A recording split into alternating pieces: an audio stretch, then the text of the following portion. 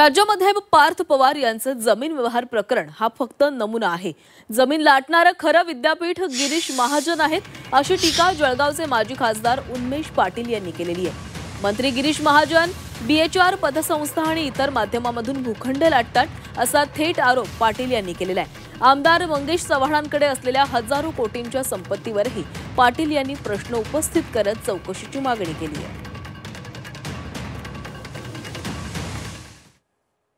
भूखंडाच्या बाबतीत पार्थ पवारांनी केलेला तर नमुना आहे, फक्त सॅम्पल आहे।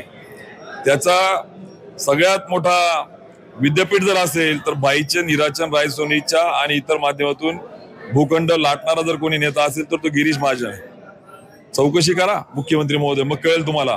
आणि त्यांचे जे म्हणतो ना अंडे पिल्ले जे जवळपास राईट लेफ्ट तपासा एकदा।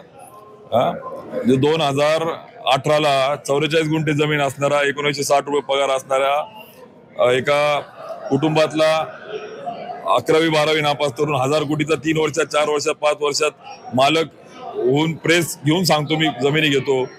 कुठून हा पैसा कमवला का लुटला, हा प्रश्न त्या ठिकाणी आहे।